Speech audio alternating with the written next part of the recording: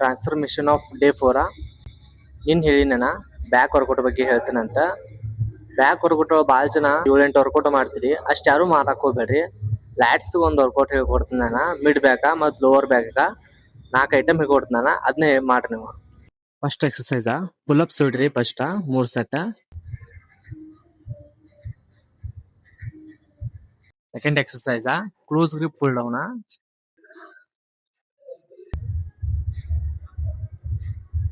Close grip pull down ಹೊಡೆಯೋ ಮುಂದೆ ಯಾವಾಗೂ ಇಲ್ಲಿಂದ ಜಗಕ್ ಟ್ರೈ ಮಾಡ್ರಿ.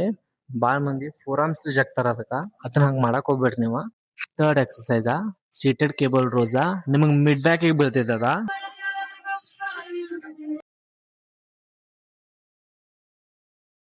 ಲಾಸ್ಟ್ ವರ್ಕೌಟ ಟಿ ಬಾರ. ನಿಮಗ್ ಲೋವರ್ ಬ್ಯಾಕ್ ಟ್ರೈನ್ ಹಾಕಿದ್ದ ನಿಮ್ ಜಿಮ್ ಒಳಗ ಇಂತ ಒಂದು ವಿ ಬಾರ್ ಇರ್ತೈತಿ, ಅದನ್ನ ಯೂಸ್ ಮಾಡ್ರಿ. ಇದಿರ್ಲಿಲ್ಲ ಅಂದ್ರ ಹ್ಯಾಂಡ್ ಯೂಸ್ ಮಾಡ್ರಿ ನಡಿತೈತಿ. ನೀವು ನಿಮ್ ಬಾಡಿ ಅಲ್ಲಾಡಬಾರ್ದು ಯಾವಾಗೂ.